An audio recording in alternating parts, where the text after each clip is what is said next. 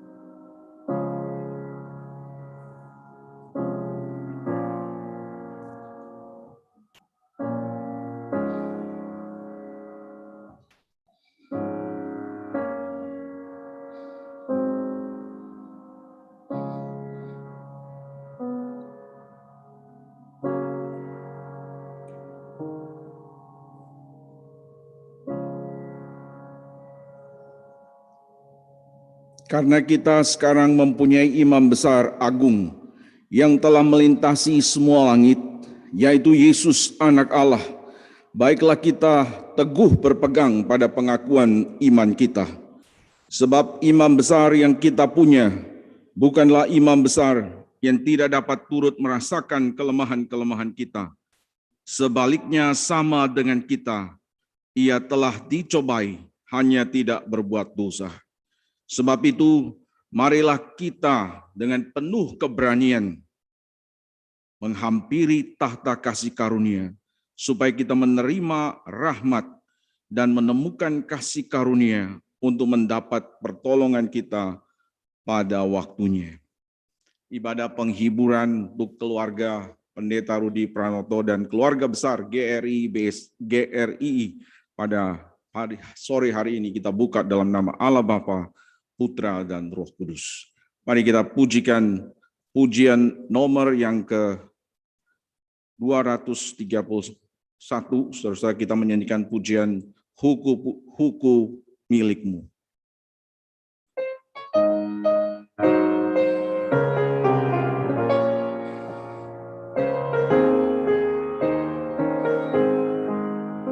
Huku milikmu, kau pun milikku, kasihmu puaskan daku. Tambahkan iman, agar ku berterbang makin dekat padamu. Lebih dekat padamu, yang telah mati bagiku. Lebih dekat salibmu, di aliran darahmu. Kuduskan daku dalam kerjamu, oleh rahmat kasih-Mu.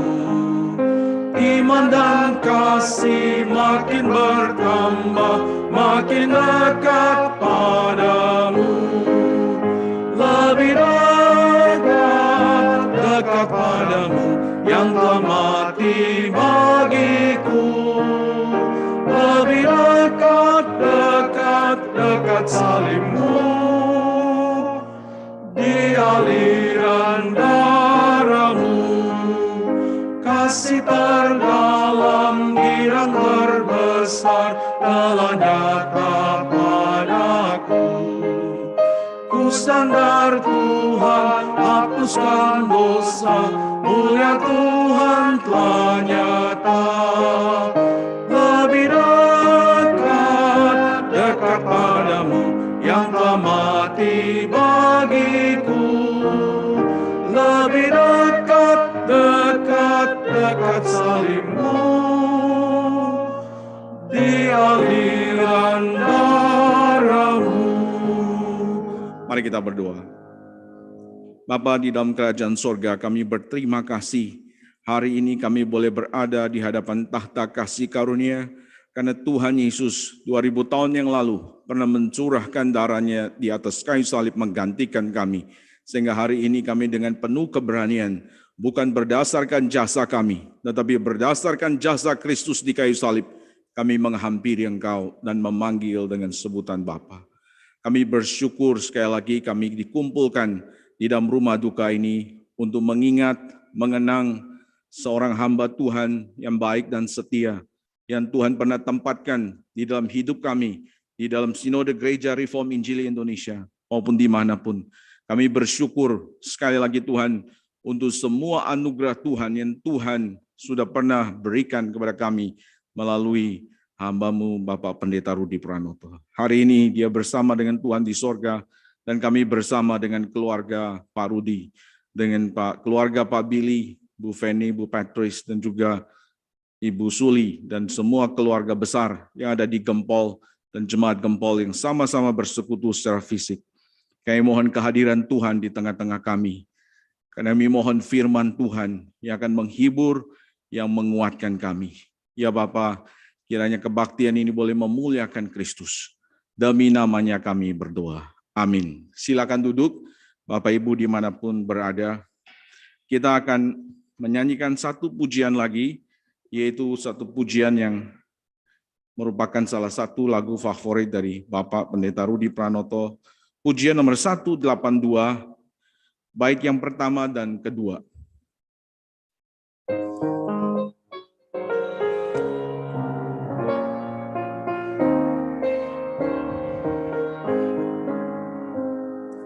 Muka dengan muka nanti, tampak Tuhan padaku.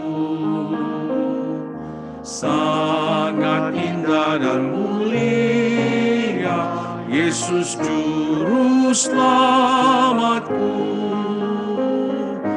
Muka dengan muka nyata, wajah Yesus bagiku.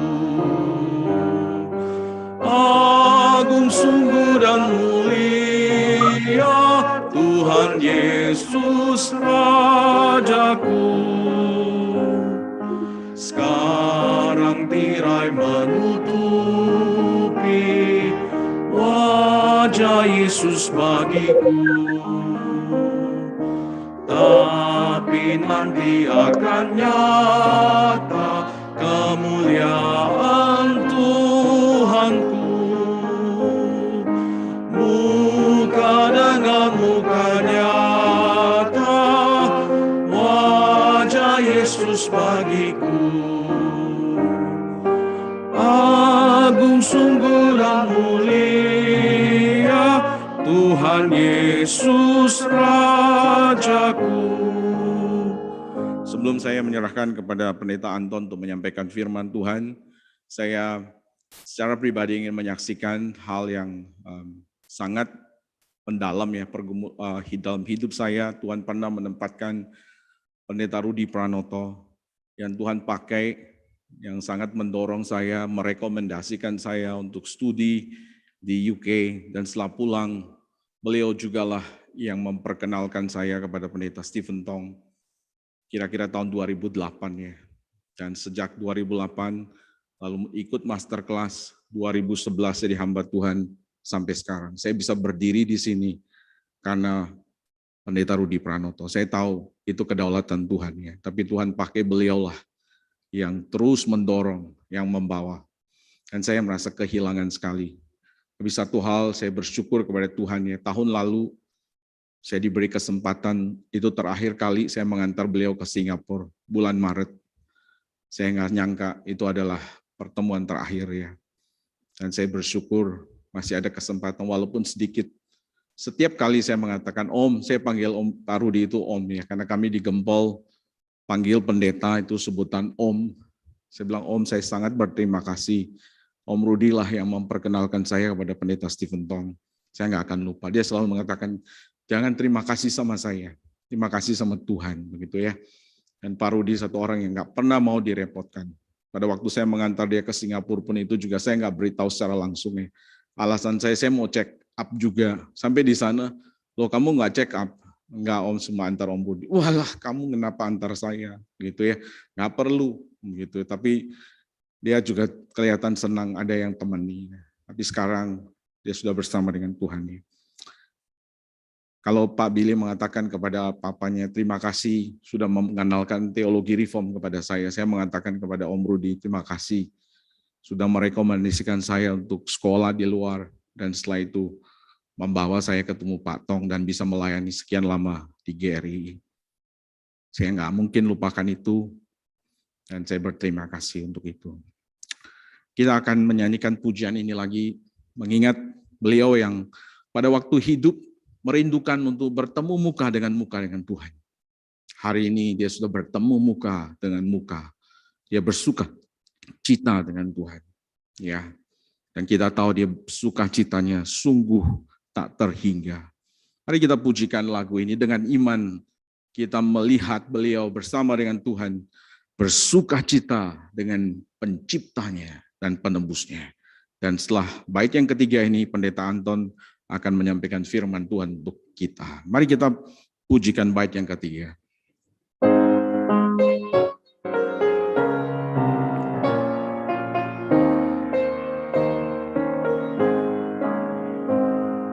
Sukacita tak terhingga di hadapan Rajaku,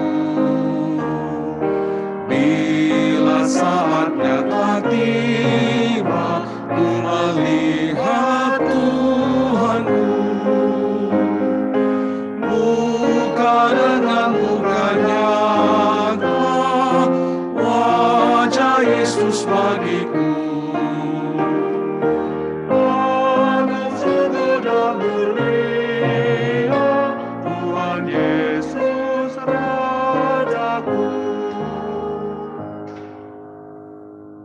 Selamat malam Bapak Ibu yang saya kasihi di dalam Tuhan Yesus Kristus, Pendeta Billy dan seluruh keluarga.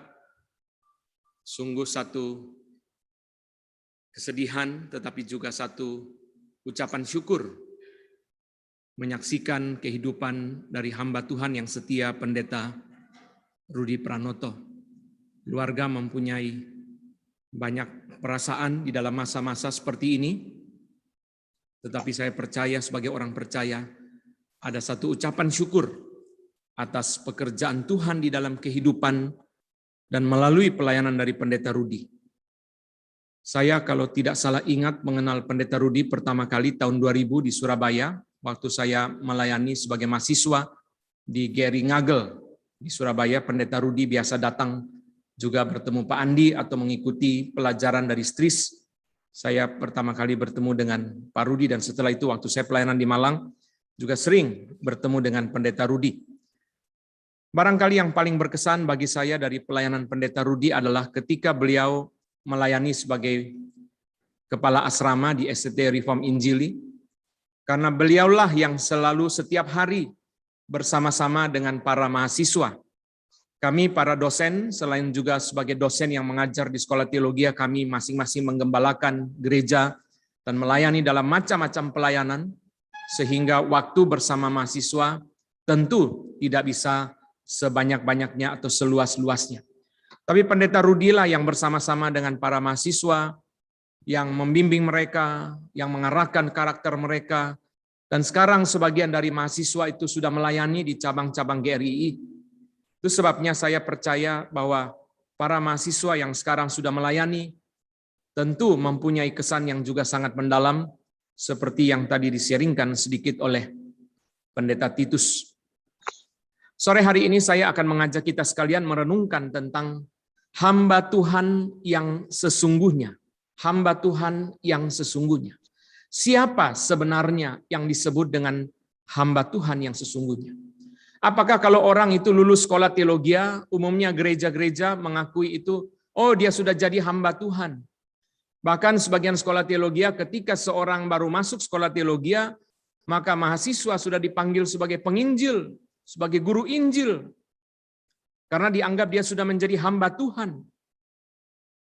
Apakah kalau orang itu berpengetahuan teologi, lalu dia disebut sebagai hamba Tuhan? Atau apa sesungguhnya pengertian daripada hamba Tuhan itu?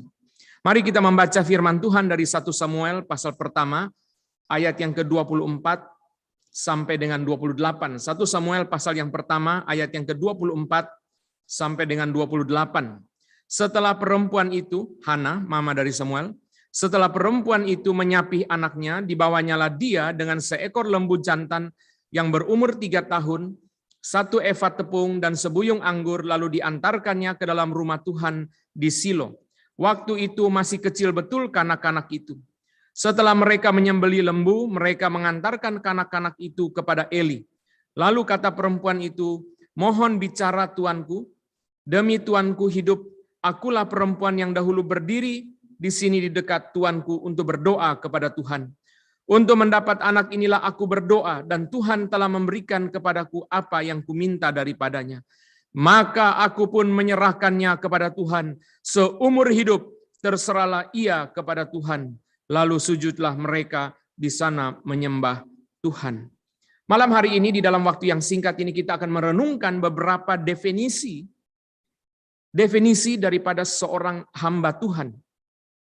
Hana, kita tahu di dalam cerita Samuel yang tidak perlu saya ulang, dia disakiti, dilukai karena dia tidak mempunyai anak. Itu sebabnya dia berdoa supaya Tuhan memberikan kepada dia anak. Dia berjanji kalau Tuhan beri kepada dia anak, dia persembahkan anak itu kepada Tuhan. Seperti ayat 27 tadi kita baca, untuk mendapat anak inilah aku berdoa, dan Tuhan telah memberikan kepadaku apa yang kuminta daripadanya.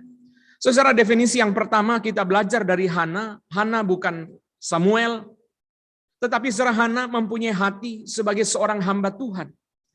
Karena dia melepaskan apa yang sangat dia cintai. Anak cuma satu. Waktu anak itu masih kecil betul kanak-kanak itu. Samuel masih kecil, sudah diberikan. Secara melepaskan apa yang dia cintai. Itu bukan sesuatu yang sangat gampang kita bicarakan, tetapi tidak gampang kita jalankan. Secara Samuel adalah anak tunggal yang dikasihi oleh Hana. Bahkan boleh dibilang secara karena Hana dihina karena tidak mempunyai anak, maka boleh dibilang secara Samuel itu adalah harga diri daripada Hana. Itu adalah yang paling dia cintai. Kalau anak banyak, okelah 1 diberi kepada rumah Tuhan. Ada 10. Perpuluhan, 1 diberi, masih 9. Kalaupun anak cuma 1, biasanya orang berpikir nanti sudah dewasa, kalau dia masuk sekolah teologi, dia diutus, okelah, biarkan dulu 12 tahun, kalau menurut orang Yahudi. Atau 30 tahun. Tuhan Yesus melayani, Yohanes Pembaptis melayani, Daud dan sebagainya, 30 tahun. Bolehkah tunggu sampai umur 30 tahun baru kemudian itu diberikan kepada Tuhan? Biarkan dulu Hana sebagai seorang ibu menikmati 30 tahun bersama anaknya.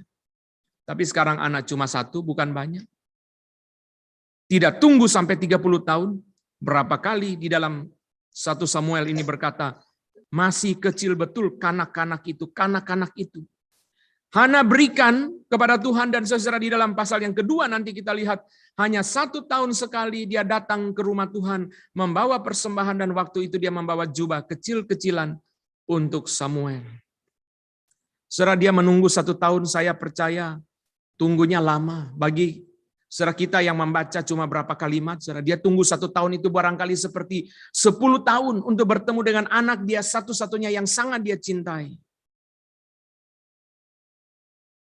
Biasanya kalau ada orang tua melepaskan anak menjadi hamba Tuhan, kadang-kadang saya berkata kepada orang tua, Bapak, Ibu, puji Tuhan anaknya diserahkan kepada Tuhan. Tapi perlu kita ingat bahwa Setelah diserahkan kepada Tuhan, barangkali tidak banyak waktu lagi untuk keluarga. Kebanyakan acara keluarga hari Sabtu Minggu. Tetapi justru Sabtu Minggu itulah waktu pelayanan. Syukur-syukur kalau bisa bertemu di dalam acara-acara keluarga, orang nikah, orang ulang tahun. Itu kebanyakan hari Sabtu Minggu. Sedangkan hari Sabtu Minggu itu penuh di dalam pelayanan dari pemuda, remaja, paduan suara, dan macam-macam kegiatan di dalam hari Sabtu dan Minggu. Saudara, barangkali juga ada di antara Bapak Ibu yang tahu anaknya dipanggil oleh Tuhan dan Bapak Ibu bergumul. Saya sulit melepas anak saya. Bagaimana kehidupan dia nanti? Bagaimana ekonomi dia? Bagaimana kehidupan dia? Apakah cukup atau tidak cukup? Bagaimana kesulitan-kesulitan yang menimpa dia sebagai seorang hamba Tuhan? Saudara, kesaksian Hana menjadi pelajaran bagi kita sebagai orang tua, juga bagi kita sebagai hamba Tuhan, juga bagi kita yang bergumul untuk menjadi hamba Tuhan. Melepaskan apa yang kita cintai. Hana rela, tidak perlu tunggu-tunggu, tidak perlu tawar-tawar apa yang dia janjikan kepada Tuhan, dia lepaskan, dia serahkan kepada Tuhan. Itu berat. Kalau saudara sudah punya anak, saudara akan mengerti. Oh, kita antar anak kepada orang tua saja, kadang-kadang kita berat. Karena kita sudah punya segenap kegiatan program untuk anak kita, lalu kita tinggal dengan orang tua, kita berpikir apakah mereka akan hidup seperti biasa di rumah kita. Kita pertama kali mengantar anak kita ke sekolah, kita berat. Ketika keluar dari ruang kelas, lalu pergi ke parkiran mobil, lalu kita mendengar suara dia menangis. Oh, saudara, hati kita tersayat-sayat. Saudara bisa membayangkan Hana melepaskan Samuel. Ketika dia pergi, saudara, ke rumah Tuhan dan dia tinggalkan Samuel di situ, bagaimana perasaan dia? Melepaskan hal yang begitu dicintai. Saudara, Hana bukan seorang hamba Tuhan di dalam pengertian yang kita pahami paling sedikit, saudara. Dalam cerita ini bukan kita menemukan dia seorang yang sepenuh waktu, tapi hatinya jelas. Hatinya melepaskan apa yang dia cintai. Saya membayangkan begini, saudara, dalam konteks kita masa kini. Kalau ada seorang yang dari kecil kepengen jadi dokter, dia bermimpi pakai jas putih, bawa stetoskop, masuk rumah sakit. Lalu setelah dia berdoa dari kecil, Tuhan kalau boleh saya jadi dokter. Dari SMP, SMA, dia mempersiapkan diri untuk menjadi dokter. Lalu setelah ketika lulus SMA, dia tahu masuk ke fakultas kedokteran itu sulit. Mahal, yang negeri, yang swasta sangat mahal. Uang masuk bisa 1 miliar. Yang negeri sangat sulit. Oh, berusaha mati-matian, belajar mati-matian untuk kemudian menjadi seorang dokter. Sekolah dengan susah payah, dengan waktu yang lama dan biaya yang mahal. Begitu lulus atau sebelum lulus, Tuhan panggil dia untuk menjadi hamba Tuhan. Melepaskan apa yang dia impikan. Itulah impian Hana, mempunyai seorang anak. Melepaskan apa yang dia cintai, satu-satunya, sudah tidak ada lagi. Seolah-olah Hana memberikan gambaran kepada kita, itulah cinta Tuhan kepada kita. Bapa memberikan anaknya yang tunggal untuk saudara dan saya. Saudara sekalian, saya selalu bersaksi kesaksian ini setiap kali berbicara mengenai panggilan hamba Tuhan. Karena ini adalah kesaksian yang sangat menggerakkan saya. Martyn Lloyd-Jones adalah seorang dokter. Dan dia menjadi Chief Clinical Assistant daripada seorang dokter yang sangat terkenal di Inggris waktu itu, sejak tahun 21, yaitu namanya Sir Thomas Horder. Horder adalah dokter kepala di dalam istana Inggris, merawat Raja Edward ke-6, Edward ke-7, George ke-6, itu papa dari Elizabeth, dan juga Elizabeth. Satu kali Horder mengatakan tentang Martyn Lloyd-Jones, Horder mengatakan Martyn Lloyd-Jones is the most acute thinker I ever knew. Orang yang paling tajam pikirannya yang pernah saya kenal, itu adalah Martyn Lloyd-Jones. Orang berpikir, kalau Horder begitu menghargai dia, ketika Horder pensiun, maka jabatan dokter kepala di istana Inggris akan diserahkan kepada Martyn Lloyd-Jones. Setelah bekerja 8 tahun dengan Horder, Tuhan memanggil dia, dan setelah bergumul berat 2 tahun, dia meninggalkan jabatan dokter di dalam istana Inggris, sangat prestisius. Dan dia menyerahkan diri menjadi hamba Tuhan. Banyak orang menyayangkan, Begitu sedikitnya orang bisa menjadi dokter di dalam istana Inggris, tapi dia meninggalkan jabatan itu. Saya percaya dan juga kita semua tahu Pendeta Rudi meninggalkan banyak hal yang dia cintai. Meninggalkan jemaat, meninggalkan bahkan sebelum itu, meninggalkan kenyamanan. Kemarin Pendeta Billy mengatakan ketika Pak Rudi dan pengurus mengikuti stris, mereka didisiplin oleh gereja yang lama. Saudara, ada banyak sekali yang dilepas. Itulah seorang hamba Tuhan. Hamba Tuhan melepas banyak yang dia senangi, banyak yang dia cintai, banyak kenyamanan. Saya tidak membahas lagi, saudara. Ketika Yohanes, Yakobus, Petrus, Andreas dipanggil oleh Tuhan Yesus, dikatakan Petrus dan Andreas meninggalkan jalannya, kenyamanan mereka di dalam profesi mereka. Yohanes dan Yakobus meninggalkan Zebedeus dan orang-orang upahannya, meninggalkan kenyamanan bersama dengan orang-orang yang sudah akrab, sudah kenal, yang menunjang membantu mereka. Secara selain definisi daripada Hana sendiri, Hana memberikan kesaksian, memberikan komitmen tentang Samuel. Dalam ayat 28 yang kita baca tadi, Hana berkata, maka aku pun menyerahkannya kepada Tuhan, seumur hidup terserahlah ia kiranya kepada Tuhan. New American Standard Version menerjemahkan begini. So I have also dedicated him to the Lord, as long as he lives, he is dedicated to the Lord. Sepanjang dia hidup, dia didedikasikan kepada Tuhan. Aku sudah mendedikasikan dia kepada Tuhan. Saudara, itulah hamba Tuhan yang sudah menyerahkan diri, sudah tidak ada lagi ruang bagi diri. Berapapun kita mempunyai hobi, begitu pekerjaan Tuhan sampai, begitu panggilan Tuhan datang, langsung kita tinggal dengan perasaan enteng untuk mengerjakan pekerjaan Tuhan. Saudara, dedikasi kepada Tuhan berarti sepanjang waktu kita terus mencari apa yang Tuhan mau. Richard Baxter, orang Puritan itu mengatakan, saudara, jiwa kita seharusnya adalah jiwa yang berjaga-jaga untuk mencari kehendak Tuhan. Jiwa yang berjaga-jaga untuk mencari kehendak Tuhan. Itulah hidup yang didedikasikan kepada Tuhan. Charles Finney, seorang revivalist, mengatakan orang yang bergembira di dalam Tuhan adalah orang yang senantiasa mencari apa yang Tuhan mau dan dia taat sepenuhnya, dia adopsi prinsip-prinsip Tuhan dalam hidup dia. Itulah orang yang bergembira di dalam Tuhan. Seumur hidup terserahlah ia kepada Tuhan. Itu terjemahan bahasa Indonesia. Seumur hidup terserahlah ia kepada Tuhan. Terserah, Tuhan mau apa terserah. Tuhan mau ke sana, kemari. Tuhan mau pindahkan dia ke sini, ke situ. Terserah Tuhan. Seumur hidup terserahlah dia. Dia sudah mematikan diri. Sudah membunuh hak. Sudah tidak ada lagi. Semua dia sudah serahkan sepenuhnya kepada Tuhan. Saudara, itu adalah definisi dari sumber yang pertama dari Hana. Kita belajar bagaimana Hana melepas apa yang dia cintai. Bagaimana Hana mendedikasikan Samuel supaya seumur hidup dia terserah Tuhan. Itulah kehidupan seorang hamba Tuhan. Seorang hamba Tuhan adalah orang yang seumur hidupnya dia terserah kepada Tuhan. Tuhan mau apa? Terserah. Kadang-kadang saudara, kalau kita membaca Yohanes Pembaptis, Hosea yang disuruh menikah dengan Gomer pelacur, saudara. Dan Tuhan Yesus sendiri, saya suka pakai istilah tragic obedience. Di mata manusia, saudara, hamba Tuhan kadang-kadang dianggap sebagai tragic obedience. Ketaatan yang tragis. Martin Lloyd Jones, itu ketaatan yang tragis. Yohanes Pembaptis dipenggal kepala. Untung apa Yohanes Pembaptis? Tidak ada untung apa-apa, saudara, selain kemuliaan Kristus.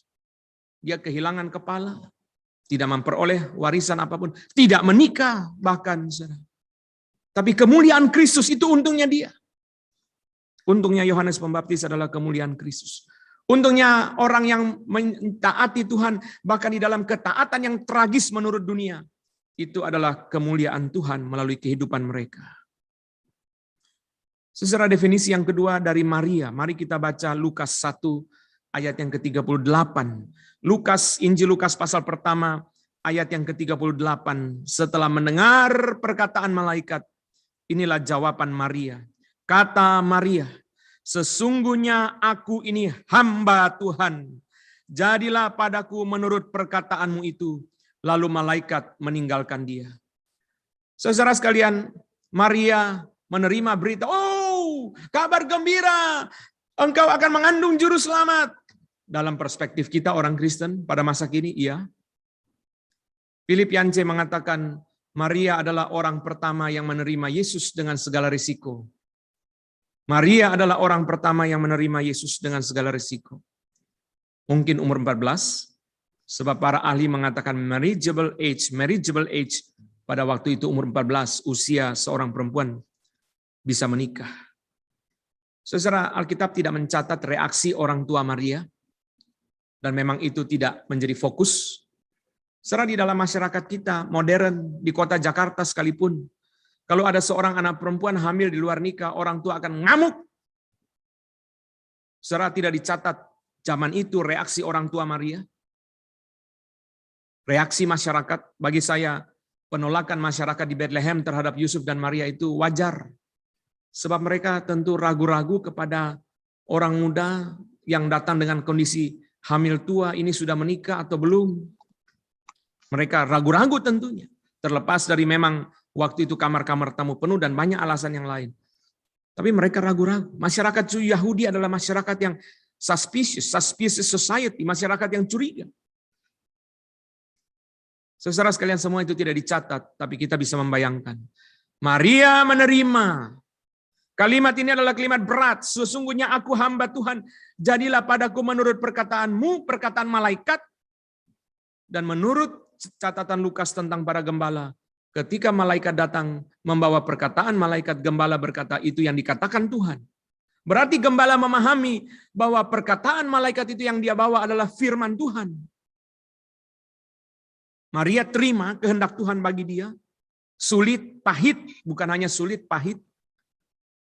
Saudara, kalau Maria datang kepada keluarga, saya hamil karena Roh Kudus.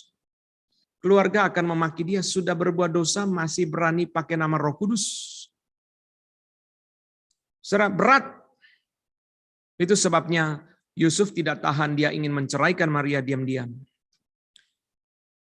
Saudara sekalian, tetapi Maria terima, dia taat ketetapan Tuhan, kehendak Tuhan bagi dia yang sulit. Apakah Tuhan membiarkan Maria menerima yang sulit itu begitu saja? Tidak.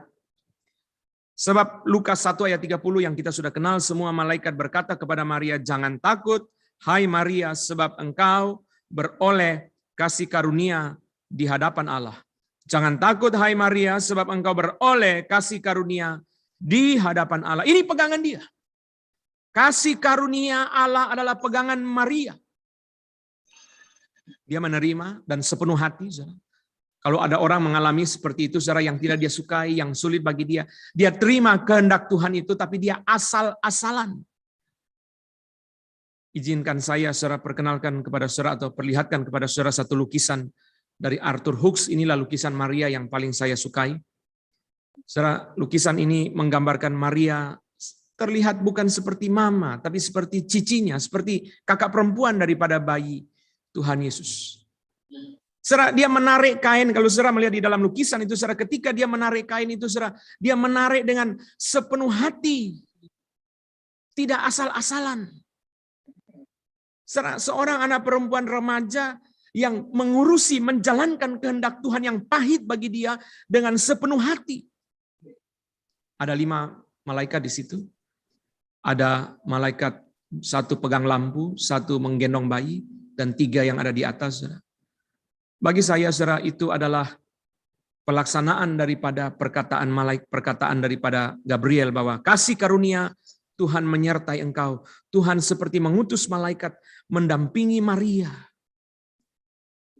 Saudara sekalian, apakah pegangan kita sebagai hamba Tuhan di dalam panggilan Tuhan yang sulit?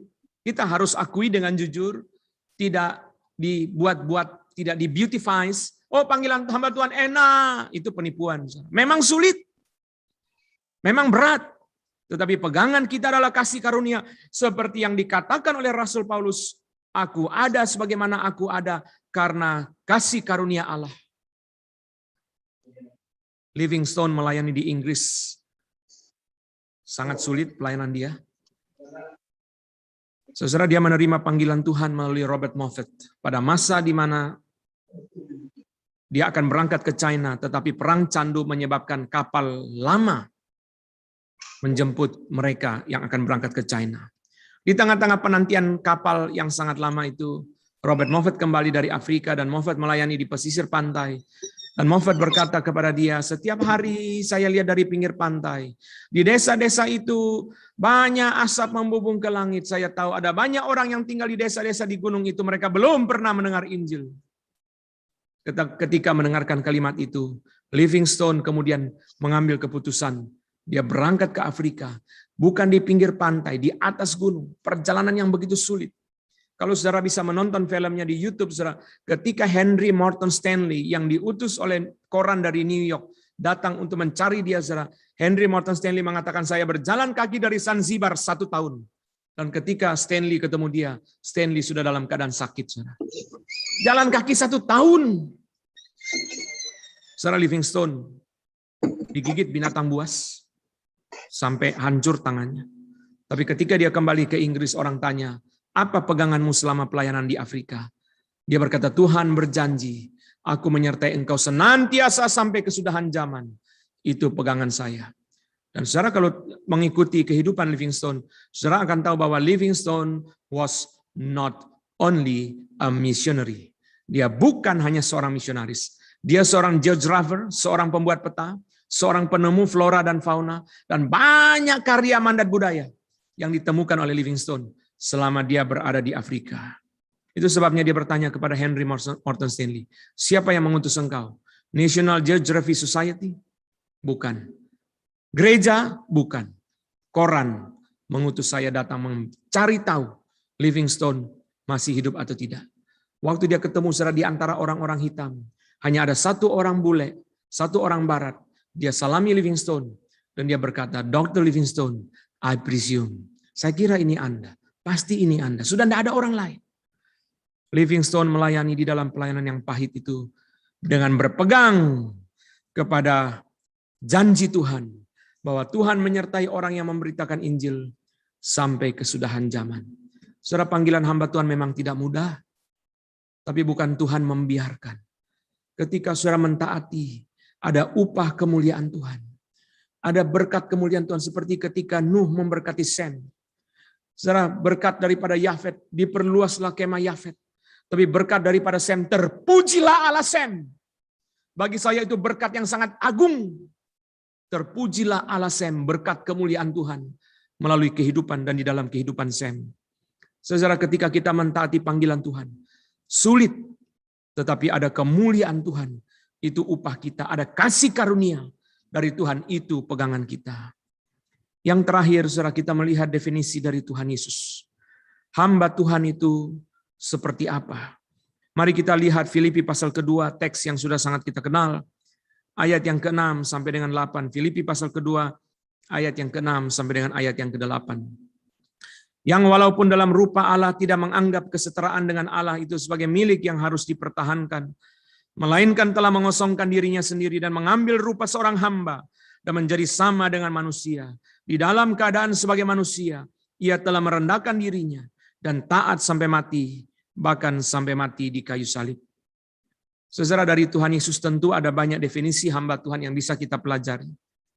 Tapi dari teks ini kita mau lihat beberapa bagian di dalam bagian terakhir dari renungan ini. Saudara, Tuhan Yesus adalah Allah sejati. Itu kita mesti ngerti. Ketika dia datang ke dalam dunia, dia mengosongkan diri. Mengosongkan diri bukan berarti Tuhan Yesus berhenti sebagai Allah. Kalau Tuhan Yesus berhenti sebagai Allah, maka saudara, teks ini menjadi meaningless. Menjadi nggak ada arti. Justru karena Tuhan Yesus di dalam dunia, dia tetap adalah Allah sejati. Dia mengambil rupa budak, dia mengambil natur manusia. Itulah teks ini menjadi sangat luar biasa. Saudara, dia datang. Dia adalah Allah di tengah-tengah kita. Ayat 6 berkata, tidak menganggap kesetaraan dengan Allah itu sebagai milik yang harus dipertahankan. Ada terjemahan bahasa Inggris berbunyi begini, saudara. Christ did not regard the equality with God as something to be exploited. Kristus tidak menganggap saudara statusnya sebagai Allah sebagai sesuatu yang harus dieksploitasi, yang harus dimanfaatkan. Saudara, dia memasang kembali telinga Malkus, itu contoh paling sederhana. Pasang kembali telinga Malkus ketika dia ditangkap, berarti dia bisa cabut telinga Malkus. Dia bisa cabut telinga prajurit Romawi. Tapi dia tidak lakukan itu, saudara. Dia menyerahkan diri untuk ditangkap.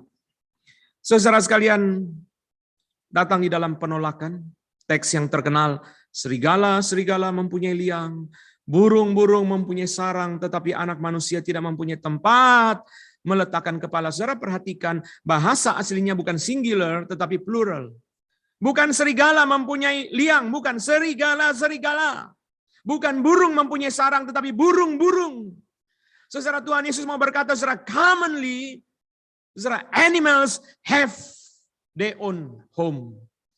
Binatang punya rumah mereka. Itu umum. Itu adalah the most basic need. Itu adalah kebutuhan yang paling dasar. Serigala mempunyai liang itu biasa. Burung mempunyai sarang, itulah kebutuhan paling dasar. Itu biasa. Tetapi anak manusia tidak mempunyai tempat meletakkan kepala. Saudara, Tuhan Yesus tidak memanfaatkan status dia sebagai Allah.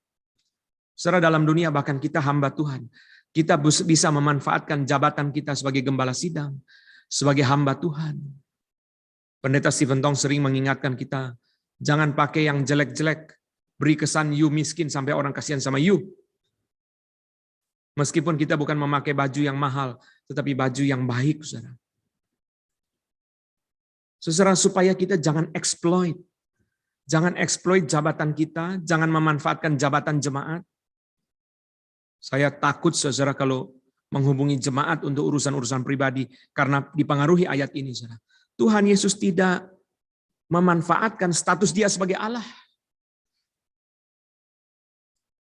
Saudara, dia punya pun, saudara, dia hidup di dalam kesederhanaan. Dia punya status sebagai Allah, tetapi dia hidup di dalam kesederhanaan. Saudara, Tuhan Yesus datang merendahkan diri. Dia mengambil rupa budak dan menjadi sama dengan manusia. Budak pasti manusia, tetapi manusia belum tentu budak. Karena budak tidak punya hak atas diri dia sendiri. Taat mutlak sepenuhnya kepada Tuhan. Budak itu, saudara, kalau disuruh dari Jakarta jalan kaki ke Surabaya, beli rawon di Surabaya. Oh, saudara, dia tidak bisa protes. Tuhan, ada kereta kuda, Tuhan. Itu tidak ada, saudara, pada seorang budak. Dia akan taat. Saudara, yang menarik dari teks ini, saudara, adalah Kristus terus-menerus merendahkan diri. Seolah-olah kurang rendah hati, padahal sudah sangat luar biasa. Allah mengambil natur manusia, itu sudah rendah hati. Tapi Kristus datang sebagai budak. Dia merendahkan diri, mati di kayu salib. Sangat hina. Salib itu, saudara, di dalam bahasa Latin crux. Kalau menurut penelitian para ahli, saudara, waktu itu, saudara, salib itu dianggap sebagai the unspeakable shame. Sesuatu yang sangat memalukan. The unspeakable horror. Sesuatu horor yang sangat luar biasa. Bahkan dianggap sebagai the unspeakable to polite Roman. Orang Romawi yang terhormat tidak pernah sebut kata crux dari mulut dia. Maka ketika Pilatus menjatuhkan hukuman mati kepada Yesus, menurut tradisi mereka, Pilatus tidak berkata, "This man must be crucified." Tidak. Pilatus hanya mengatakan, "This man is sentenced to death." Orang ini dijatuhi hukuman mati. Saudara, kita perlu terus cari, saya kurang rendah hati apa ya? Karena Tuhan Yesus berjalan terus, rendah hati makin rendah hati, saudara, mencari terus seperti, saudara mau terus rendah hati. Kita mesti bertanya itu, saudara. Kita sudah dengar banyak kesaksian mengenai pendeta Rudi, saudara. Selalu bersama dengan mahasiswa. Itu yang bikin saya, kalau ingat itu, saudara, mau nangis, saudara. Ya, terus hidup bersama-sama dengan mahasiswa. Bersama-sama dengan mereka, menanggung kesulitan mereka, menanggung kelemahan mereka.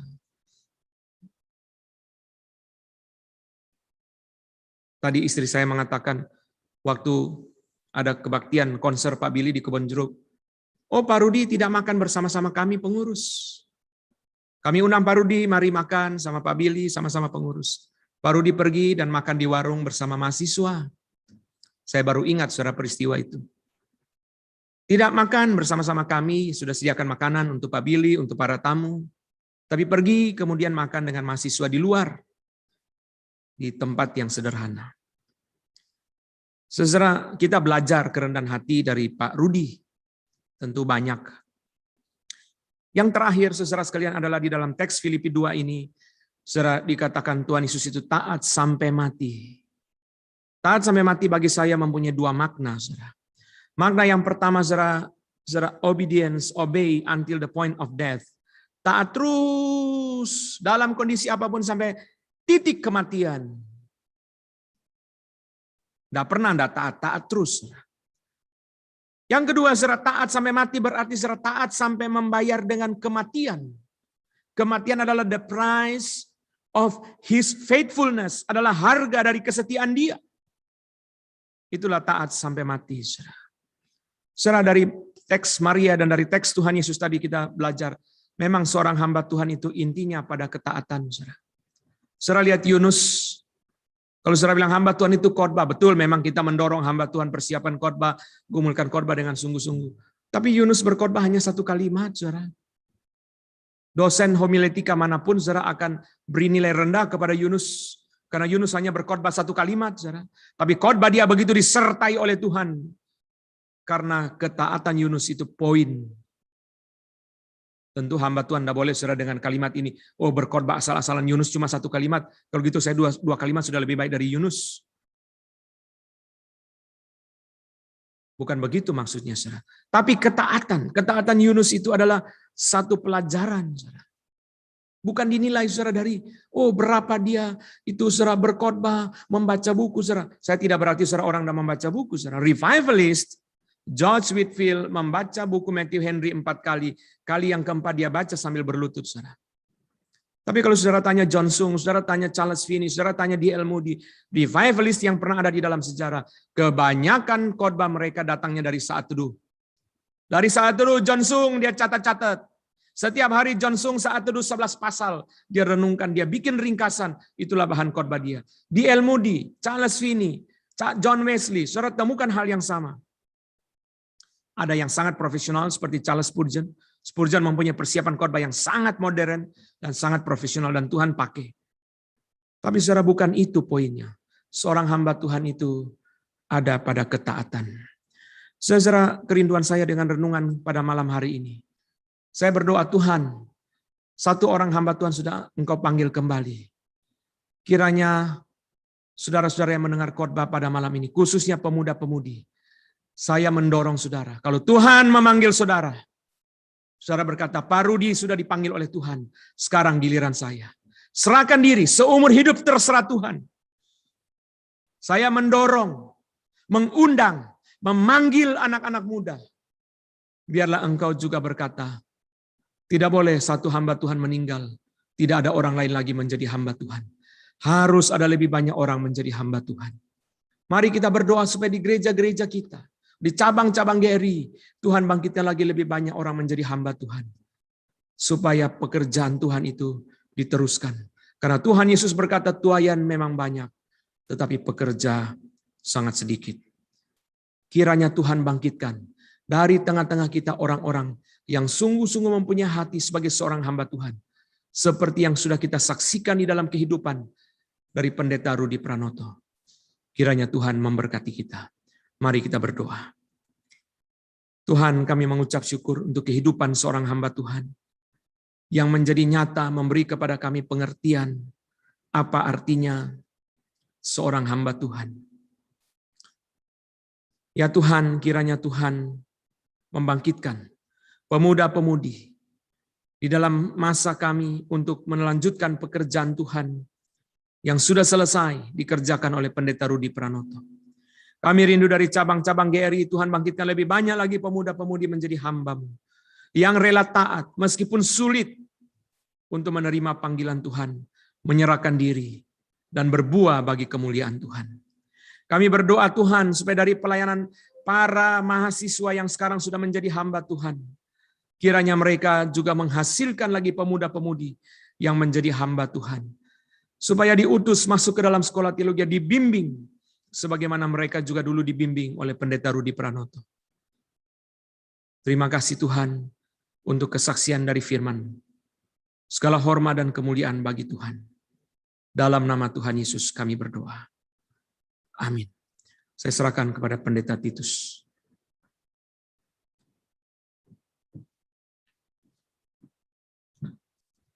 Terima kasih Pak Anton untuk firman Tuhannya.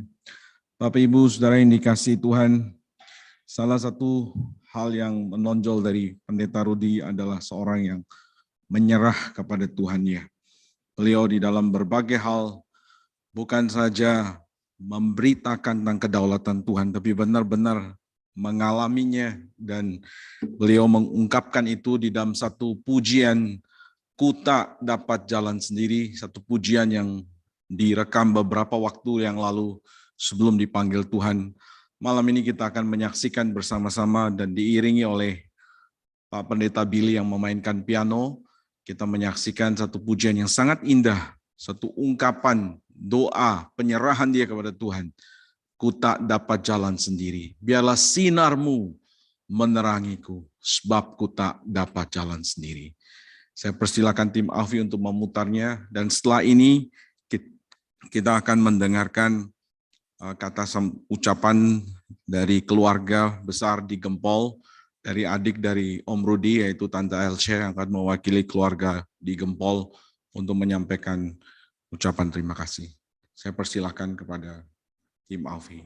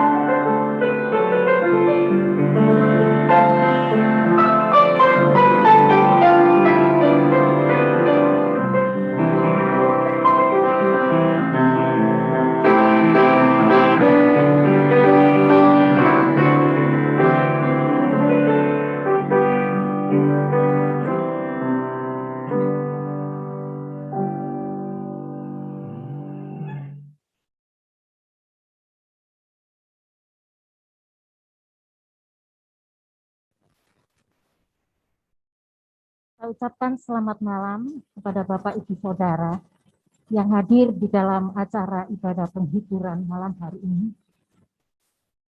Kami mewakili keluarga Bapak Rudi Pranoto yang sudah dipanggil Tuhan. Pertama-tama kami mengucapkan terima kasih kepada Tuhan dan rasa syukur karena sampai saat ini kami masih merasakan kehilangan dari seorang hamba Tuhan yang sudah banyak melakukan hal-hal yang begitu indah. Dengan adanya Gereja Reform Injili di Gempol ini, mungkin tidak banyak diketahui oleh beberapa orang, tetapi bagi hamba-hamba Tuhan yang pernah praktek di gereja ini, mereka sudah pernah mendengarkan apa yang sudah dikerjakan oleh Pendeta Rudi. Dengan penuh perjuangan, Pendeta Rudi ingin mengajarkan doktrin reform kepada kami yang dulu menganut karismatik, tetapi dengan penuh kesabaran, dengan penuh telaten, mengajarkan doktrin itu sehingga kami boleh benar-benar dicelikkan mata hati kami. Ketika kami mengerti apa yang sudah Tuhan kerjakan di dalam jemaat sampai saat ini. Tanpa kerja keras dari Pendeta Rudi Pranoto, kami tidak akan ada seperti saat ini. Kami sungguh bersyukur boleh menikmati anugerah Tuhan yang nyata. Dan hari ini kita boleh diingatkan, kita boleh mengenang kembali apa yang sudah dikerjakan oleh Pendeta Rudi.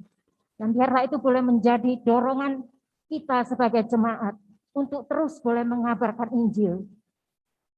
Bukan hanya di tempat ini, tetapi di mana Tuhan utus kami sebagai anak-anak Tuhan.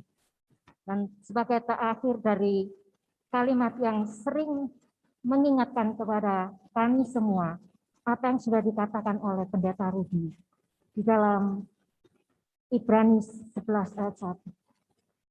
Dan hari ini Pendeta Rudi sudah menerima bukti iman itu bersama-sama dengan Tuhan di surga. Inilah yang jadi ucapan syukur kami, dan kami kembalikan segala kemuliaan hanya kepada Tuhan. Amin.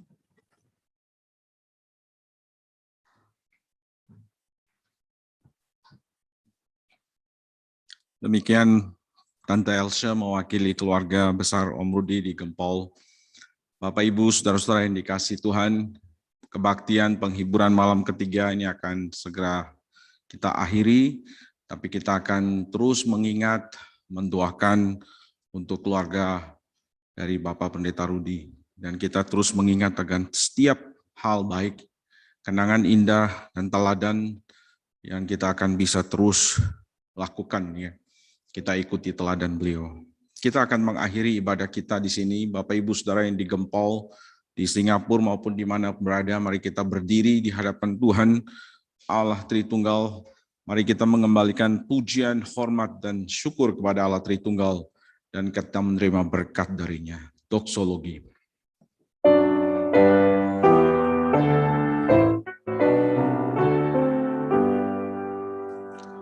Puji Allah Bapa Putra, puji Allah Roh Kudus, ketiganya yang esa. Mohon selamat sumber berkat. Amin.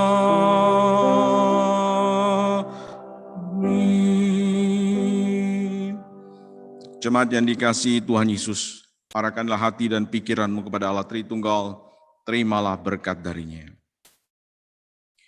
Kiranya cinta kasih yang kekal dari Allah Bapa, yang telah rela menyerahkan putra tunggalnya bagi saudara dan saya. Cinta kasih yang kekal dari Allah Putra, yang juga rela menyerahkan nyawanya di atas kayu salib, menggantikan saudara dan saya. Cinta kasih yang kekal dari Allah Roh Kudus, yang rela tinggal di dalam hati dan pikiran kita yang berdosa, menguduskan kita setiap hari. Kiranya cinta kasih dari Bapa, Putra, dan Roh Kudus terus menyertai saudara sekalian, khususnya keluarga yang berduka, mulai dari hari ini sampai selama-lamanya. Amin.